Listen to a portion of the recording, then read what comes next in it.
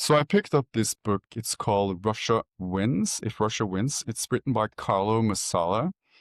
And I bought it in Berlin last week and I read it in a single go. It only has about 116 pages. Um, so it's not very long, but it left me with a weight that hasn't quite lifted. So Masala, he's a professor of international politics at the Bundeswehr University in Munich, and he has written a book that feels less like a fiction and more like a classified NATO briefing. The premise is simple and it's terrifyingly plausible. So basically, the book starts in Narva. You have Russian forces crossing into the city of Narva. It's a small Estonian town in the northeast of Estonia, where about 90% of its residents speaks Russian. At the same time, Moscow seizes Hiiumaa, a strategic island in the Baltic Sea. Now, Kremlin is only protecting its Russian speakers. Sounds familiar, right? Now, the world gaps, but hesitates. So NATO calls for an emergency summit. Some allies demand a response. Others call for restraint. Let's find out more. Washington fears escalation. Berlin and Paris want talks, whereas the Baltics and Poland, they plead for action. They want to implement Article 5 right away. Now, day passes, statements are issued, cameras flash, and then the moment is lost. Because Masala imagines a scene where NATO fails to invoke Article 5, that's its collective defense clause. Now, the Secretary General of NATO calls this a black day for the alliance. The United States abstains. It's not really interested in going to war over such a small, tiny city. Deterrence, Masala warns, doesn't die in war, it dies in indecision. Now, in Masala's scenario, the seeds of failure are sown years earlier. Between 2025 and 2027, Western nations have quietly drawn their defense spending after the Ukraine war fades away from the headlines. Russia, on the other hand, rebuilds its forces and it studies NATO weaknesses and just waits. Now, Europe believes it has earned a rest. Moscow, on the other hand, they see an opening. So this is a scenario. It's not driven really by Russian strength, but by Western distraction. And there are lots of them. You have migration crisis, you have polarization domestically, political infighting, economic fatigue, and you have the illusion that peace means stability. Now, I think the brilliance of Masala's books lies in its simplicity, basically. There are no dramatic characters here, no moral speeches, no cinematic showdowns. It's just a very clinical unfolding of events and the realization that this could all happen exactly this way. And that's what makes it scary, I thought. Now, I met Masala in Oslo some weeks ago. He was there to present his book. And I asked him a question. Now, with the United States not that interested in taking care of European defense, you have France bankrupt, you have Britain distracted, you have basically the whole of south of Europe uninterested. The only nations that could and do care are the Nordics and the Baltics, and they're basically too small. So who, I asked him, could lead Europe in such a situation? And his response was immediate. He didn't even hesitate. He said it was Germany, because Germany has the industrial base, it has the financial weight, and it also has the strategic position to anchor European defense. But then he paused. He said, this question isn't whether Germany can, it's whether Europe has the will. And I think that sentence echo in my mind ever since, because I think Masala's book isn't really about Russia, it's about Europe and the corrosion that comes with comfort.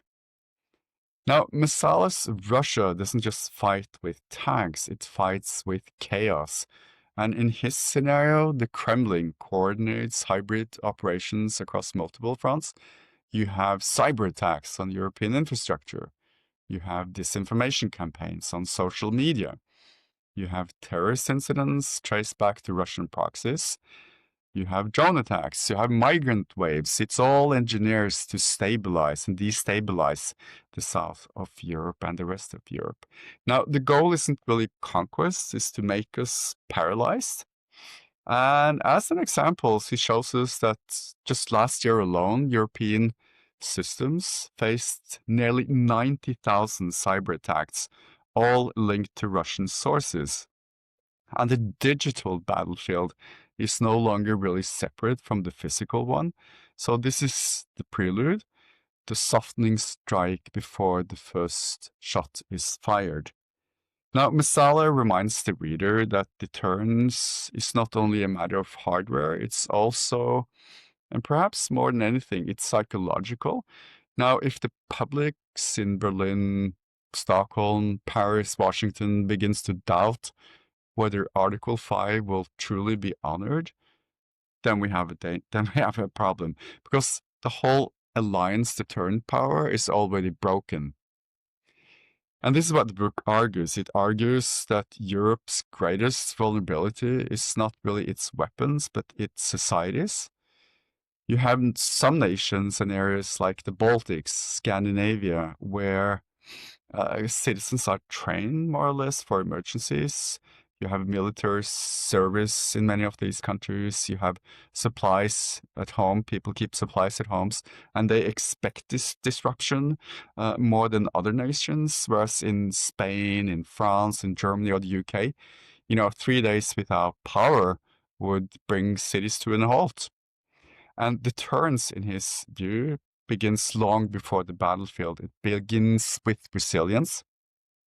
So the capacity of societies to endure cyber attacks, disinformation campaigns, and the economic pains that follows with such a chaos. So Europe's challenge then is not really to buy weapons, it's to build and rebuild stamina, that be political, industrial, or civic. What I think makes What Russia Wins more than just a regional warning, it's its understanding of the broader geopolitical game. And here I think Masala is brilliant because he links Russia's ambitions to the growing alignment between Moscow, Beijing, Tehran, and Pyongyang. So you have this emerging coalition of authoritarian powers seeking to undermine the Western-led order. And Ukraine, in this sense, is not just defending its own territory, it's defending the idea of a rules-based international system. And if that line breaks, then the repercussions will not stop at Dnipro River. Now, Europeans' strategic tests, and remember, this is a scenario, this is very fictional, but the implications are real and it feels real when you read the book. And that is if NATO ever wavered on Article 5, even just once, the entire structure of transatlantic security would collapse overnight. So the lesson, I think, of the book is that deterrence only works when it's credible, and credibility requires both capacity and will. And it's the will that is important here. So Europe must invest not only in defense budget, but also in decision, in speed, hybrid deterrence, and also industrial readiness. And that means that stockpiling ammunition, securing the Suwalki corridor, hardening supply lines, coordinating cyber defense with the United States is crucial. It also means something else and something harder, and that is to cultivate the public patience to endure crisis without giving up. Now, when Putin launched his invasion of Ukraine February 2022, he promised a swift victory. That has not happened because 3 years later, Russia still controls only less than 20% of Ukraine's territory. It has failed to capture Kyiv. It has failed to overthrow Zelensky government. It also has failed to destroy the Ukrainian army. And it has definitely failed to extinguish the will of the Ukrainian people. But for all its favors, Putin has done something, and that is to exploit Western weakness. That is the one enduring talent you can say that Moscow has retained. And the danger is not really that Russia will take Narva, it's that Europe will let it take Narva, or anything else for that matter. And I think Masala's book, though it's hypothetical, it feels less like a prophecy and more like a mirror, because it shows us what could happen when complacency hardens into habit, when the never again becomes not yet, this attitude where we relax and say, okay, maybe later, but not yet.